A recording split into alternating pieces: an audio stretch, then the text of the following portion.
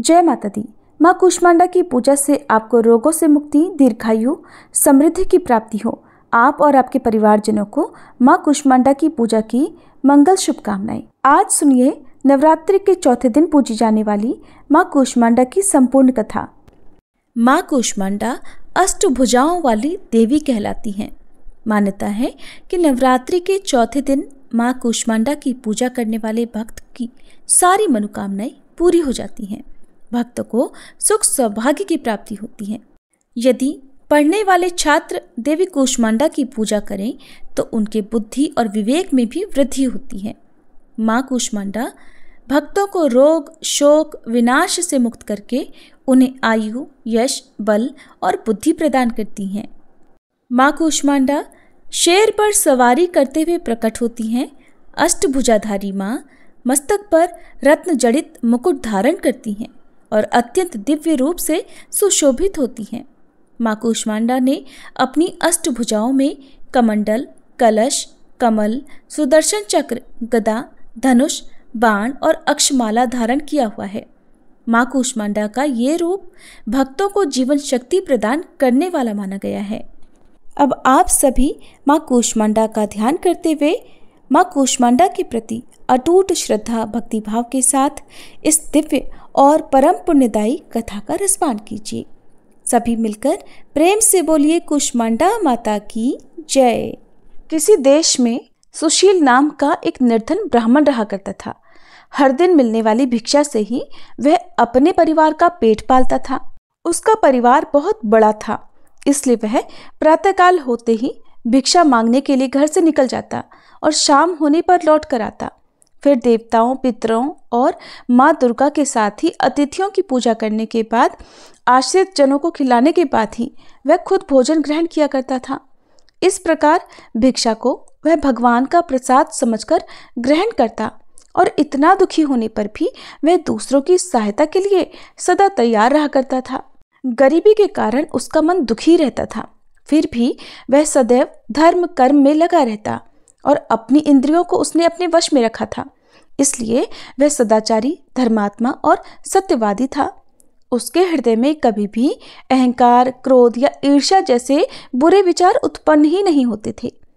एक बार उस ब्राह्मण के घर के पास में सत्यव्रत नाम के एक तेजस्वी ऋषि आकर ठहरे। वे एक बहुत ही पहुंचे हुए तपस्वी थे। उनके समान विद्वान और सभी वेदों के ज्ञाता और कोई भी नहीं था। जल्दी ही बहुत सारे लोग उनके दर्शन करने के लिए आने लगे। उस ब्राह्मण के मन में भी तपस्वी से मिलने की इच्छा जागी और वह भी उनकी सेवा में उपस्थित हो गया। महर्षि सत्यव्रत को प्रणाम करके वह ब्राह्मण कहने लगा, हे ऋषिवर, आपकी बुद्धि अत्यंत विलक्षण है और आप अनेक शास्त्रों, विद्याओं और मंत्रों के जानने वाले हैं। मैं एक निर्धन, दरिद्र और बेसहारा ब्राह्मण हूँ। कृपया मुझे बताइए ऋषिवर कि मेरी दरिद्रता, मेरी गरीबी, मेरा दुख किस प्रकार दूर हो सकते हैं। ब्राह्मण ने कहा कि मुनिवर, आपसे यह पूछने के पीछे मेरा उद्देश्य केवल यही है कि मुझ में अपने परिवार का भरण पोषण करने की शक्ति आ जाए। धन के अभाव के कारण मैं उन्हें पर्याप्त रूप से सुख सुविधाएं नहीं दे पा रहा हूँ। हे दयानिधे, तप, दान, व्रत, मंत्र या कोई ऐसा जप, कोई ऐसा उपाय बताइए जिससे मैं अपने परिवार का पेट अच्छी तरह भर सकूं और उन्हें सारी सुख सुविधाएं भी दे सकूं। मेरी बस इतनी ही इच्छा है कि मेरा परिवार सुखी हो जाए। प्रिय श्रोताओं, महर्षि सत्यव्रत ने सुशील ब्राह्मण को भगवती दुर्गा की महिमा बताते हुए नवरात्रि व्रत करने की सलाह दी। महर्षि सत्यव्रत ने उस ब्राह्मण से कहा, हे ब्राह्मण, अब मैं तुम्हें माता कूष्मांडा की कथा सुनाता हूँ। तुम भी अच्छे से मन लगाकर और पवित्र मन से श्रद्धा, भक्ति भाव से इस कथा को सुनो। इस कथा को सुनने मात्र से व्यक्ति की अनेक प्रकार की बीमारियों का, अनेकों दुखों का नाश हो जाता है। उसे सद्बुद्धि मिलती है और सुख समृद्धि की प्राप्ति होती है और उसके मन में माता के प्रति अटल भक्ति भी जागती है। ये उस समय की बात है जब संपूर्ण ब्रह्मांड अंधकार से भरे हुए एक शून्य के समान लग रहा था, लेकिन फिर दिव्य प्रकाश की एक किरण चारों ओर फैली। अंधेरा उजाले में बदल गया। अब उस प्रकाश की कोई सीमा नहीं थी। देखते ही देखते वह दिव्य प्रकाश एक दिव्य नारी के रूप में बदल गया। वह और कोई नहीं बल्कि स्वयं देवी कूष्मांडा थी। अपनी मंद हल्की हंसी के साथ अंड यानी ब्रह्मांड को उत्पन्न करने के कारण इन देवी को कूष्मांडा नाम से पुकारा गया और देवी कूष्मांडा के मुख की मुस्कान के कारण ब्रह्मांड का जन्म हुआ। हे ब्राह्मण, उन्होंने ही पृथ्वी, सभी ग्रहों, चंद्र, सूर्य, तारे और आकाश गंगा को अस्तित्व में लाया। संसार में जीवन बनाए रखने के लिए सूर्य देवता की आवश्यकता थी, तो कूष्मांडा माता ने ही अपने आप को सूर्य में समाहित कर दिया। सूर्य संसार में जीवन का पर्याय है, तो देवी कूष्मांडा उनकी शक्ति है। माता कूष्मांडा ही समस्त ऊर्जा का स्रोत है। जब वह सूर्य भगवान के मूल में वास करती हैं, तो देवी का अलौकिक तेज भगवान सूर्य को जीवन प्रदान करने की, उन्हें प्रकाशवान बने रहने की क्षमता देता है। कूष्मांडा देवी के बिना सूर्य देव शक्तिहीन है और ये देवी कूष्मांडा की ही शक्ति है कि कूष्मांडा ही इतनी शक्तिशाली है। इनसे ही सारा जग रोशन है। और ये देवी केवल एकमात्र ऐसी देवी हैं जो कि सूर्य मंडल के भीतर के लोक में निवास करने की क्षमता रखती हैं। माँ की पूजा करने वाले व्यक्ति को अनेक प्रकार से सुखों की प्राप्ति होती है और ऐसा व्यक्ति अपने जन्म जन्मांतर के पापों का नाश करके माता की कृपा से इस जीवन में सभी प्रकार की सुख सुविधाओं की प्राप्ति करता है। महर्षि ने आगे कहा, हे ब्राह्मण, माता कूष्मांडा की स्तुति करने से आयु, यश, बुद्धि और बल में वृद्धि होती है। साथ ही सभी रोगों से मुक्ति मिलती है, दरिद्रता दूर होती है, सभी तरह की नकारात्मक शक्तियां दूर हो जाती हैं और हर प्रकार की समस्याओं का समाधान भी माँ की कृपा से आसानी से मिल जाता है। इनकी पूजा करने से सुख, समृद्धि और उन्नति मिलती है। दुख, विपत्ति और कष्ट से मुक्ति मिल जाती है। प्रिय श्रोताओं, तब महर्षि सत्यव्रत के कहने पर, उनकी सलाह पर ब्राह्मण सुशील ने भी नवरात्रि के व्रतों को किया, माँ कूष्मांडा की स्तुति की और महर्षि सत्यव्रत को अपना गुरु बनाकर उनसे माया बीज नामक भुवनेश्वरी मंत्र की दीक्षा ली। इसके बाद नवरात्रि के व्रत रखकर उस मंत्र का सुशील ब्राह्मण ने नियमित रूप से जप आरंभ कर दिया। उसने माता भवानी और माँ कूष्मांडा की भक्ति पूर्वक आराधना की और 9 वर्षों तक लगातार वह माँ भगवती के माया बीज मंत्र का निरंतर जाप करता रहा। उसकी भक्ति से प्रसन्न होकर तब देवी भगवती ने 9 वर्ष की नवरात्रि की अष्टमी तिथि को मध्यरात्रि में उसे स्वप्न में दर्शन दिए और इस प्रकार माँ कूष्मांडा की कृपा से सुशील ब्राह्मण की दरिद्रता दूर हो गई। माँ भगवती की कृपा से उसके घर में सुख और समृद्धि के भंडार भर गए।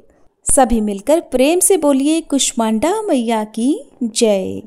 श्रोताओ, अब सुनिए महिषासुर मर्दिनी स्तोत्र का हिंदी अनुवाद।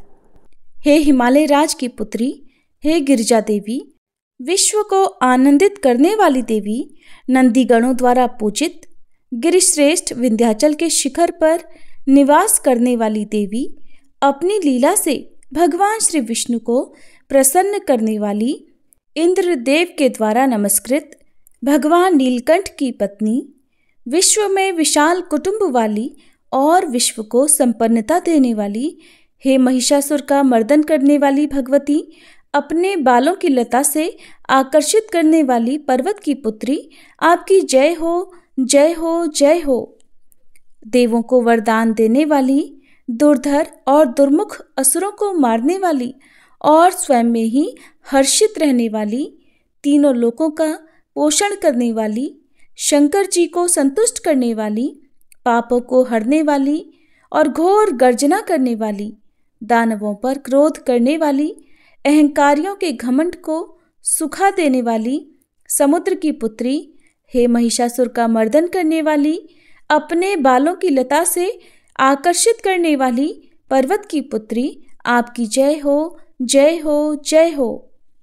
हे जगत माता, हे मेरी माँ, प्रेम से कदम्ब के वन में वास करने वाली, हास्य भाव में रहने वाली, हिमालय के शिखर पर स्थित, अपने भवन में विराजित, मधु की तरह मधुर, मधु कैटभ का मद नष्ट करने वाली, महिष को विदीर्ण करने वाली, सदा युद्ध में लिप्त रहने वाली, हे महिषासुर का मर्दन करने वाली, अपने बालों की लता से आकर्षित करने वाली पर्वत की पुत्री, आपकी जय हो, जय हो, जय हो।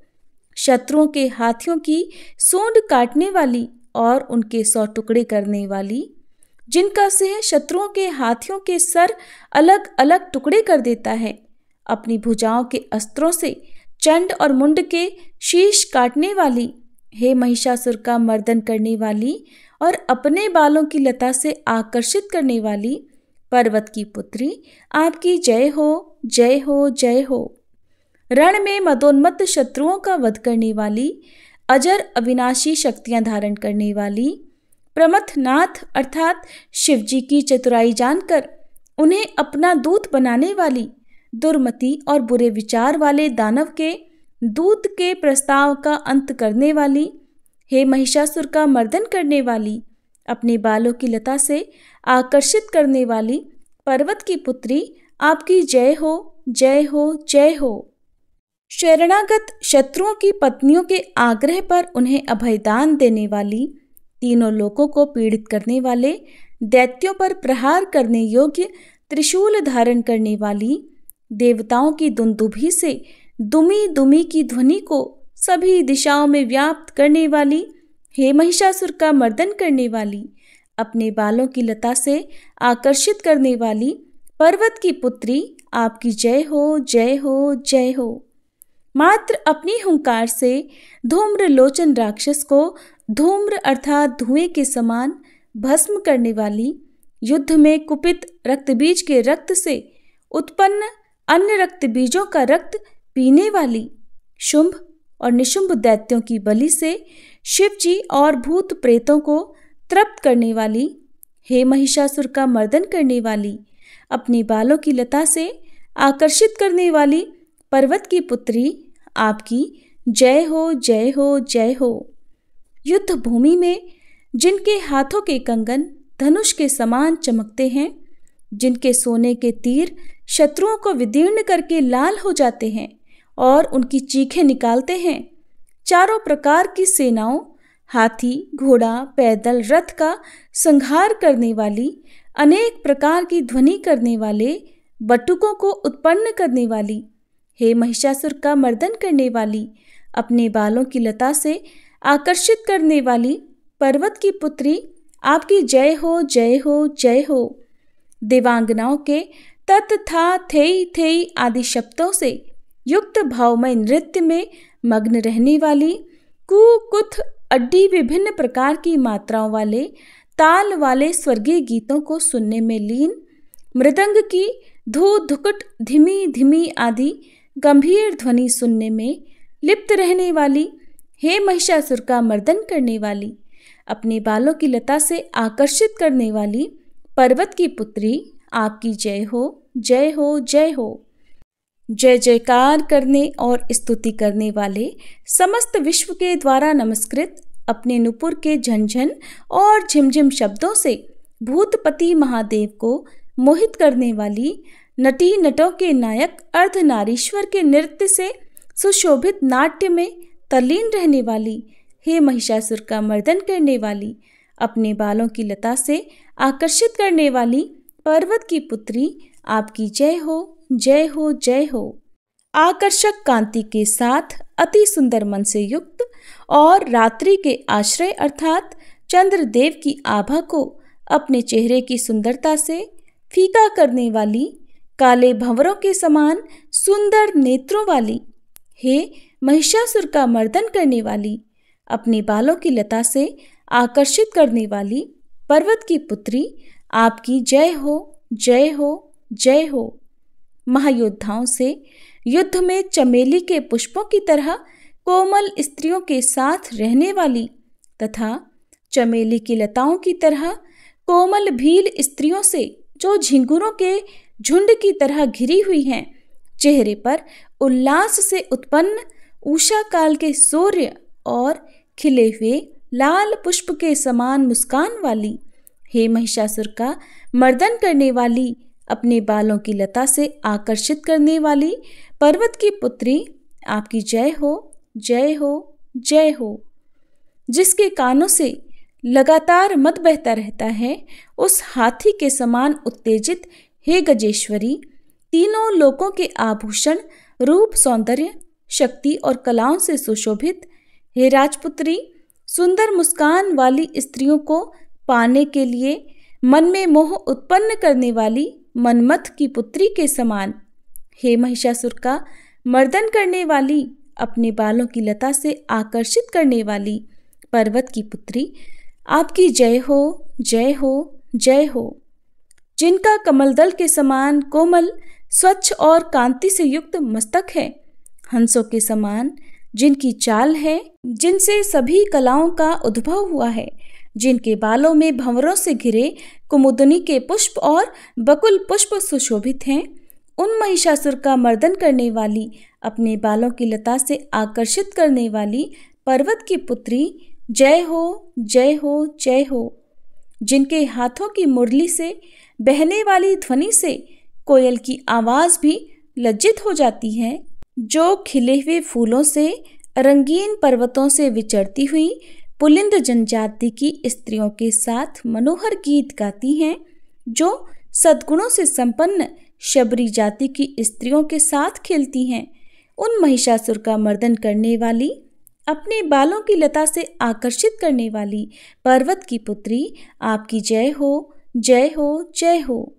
जिनकी चमक से चंद्रमा की रोशनी फीकी पड़ जाए, ऐसे सुंदर रेशम के वस्त्रों से जिनकी कमर सुशोभित है, देवताओं और असुरों के सर झुकने पर उनके मुकुट की मणियों से जिनके पैरों के नाखून चंद्रमा की तरह दमकते हैं, और जैसे सोने के पर्वतों पर विजय पाकर कोई हाथी मदोन्मत्त हो जाता है, वैसे ही देवी के उरोज कलश की तरह प्रतीत होते हैं।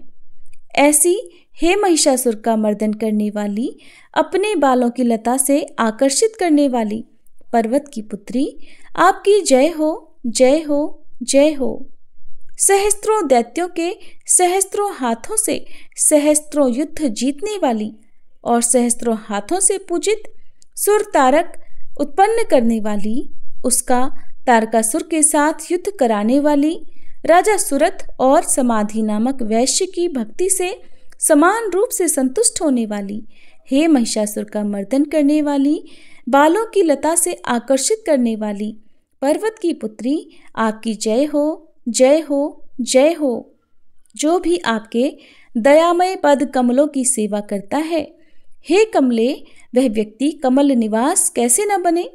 हे शिवे, आपके पद कमल ही परम पद हैं, उनका ध्यान करने पर भी परम पद में कैसे नहीं पाऊंगा।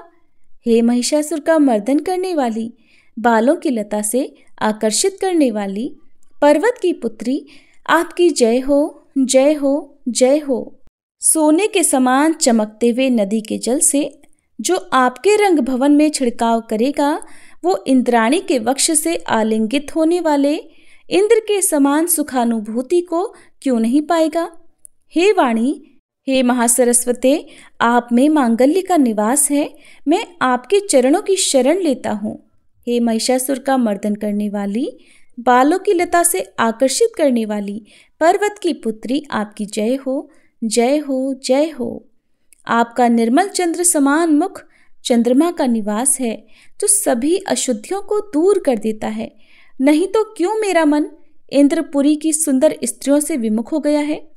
मेरे मत के अनुसार आपकी कृपा के बिना शिव नाम के धन की प्राप्ति कैसे संभव हो सकती है।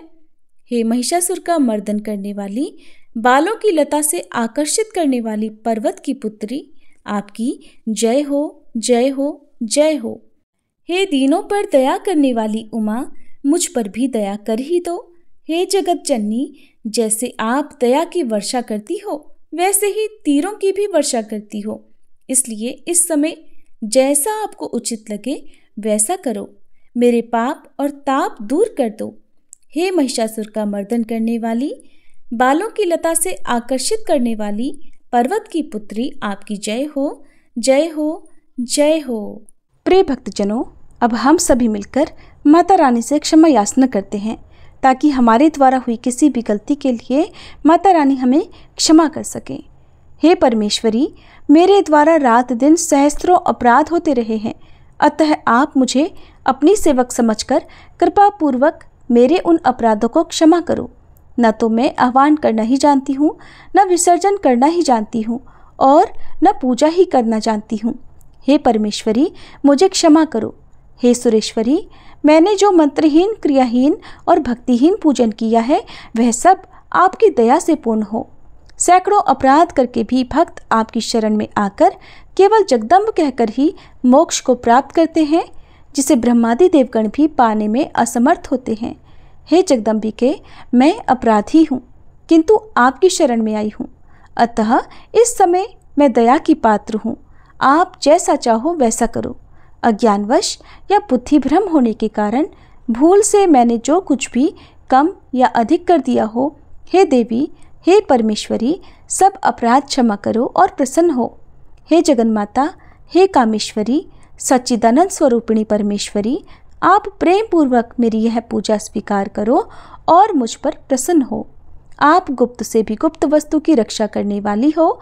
आप मेरे किए हुए इस जप को ग्रहण करके मेरे सभी अपराधों को क्षमा करो। हे देवी, हे महेश्वरी, आपकी कृपा से मुझे सिद्धि की प्राप्ति हो।